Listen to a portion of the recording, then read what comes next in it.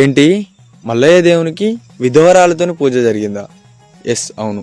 మల్లన్న దేవుడు ఈ మక్క మదీనా కోట లోపల పచ్చని చెట్టు కింద కూర్చున్న సమయం లోపల ఈ తురకరాజులందరూ కుచ్చురియాపిన పచ్చని పల్లాకి తీసుకొని వాళ్ళ అమ్మని తోలుకొని మల్లయ్య దేవుని దగ్గరికి వేయరు.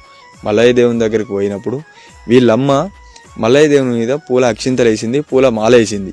వీళ్ళమ్మ విధవరాలు, వీళ్ళ నాయన చనిపోయి ఉంటాడు. ఈ విధవరాలతోని అక్షింతలు పడ్డ ముహూర్తాన దేవుడు ఒక్క దీవెనార్తి పెట్టిండు. రానున్న కాలంలో నా పేరు మీద పట్నాలు జరిగినప్పుడు, పండగలు జరిగినప్పుడు, కళ్యాణం జరిగినప్పుడు నాకు విధవరాళ్ళు అక్షింతలు వేసినా కానీ ఎలాంటి పాపదోషం ఉండద్దు అని దీవెనార్తి పెట్టిండు.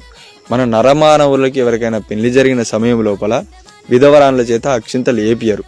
ఆనాటికైనా ఈనాటికైనా విధవరాల చేత అక్షింతలు మన నరమానవులకి పెళ్లి జరిగినప్పుడు ఏపియరు.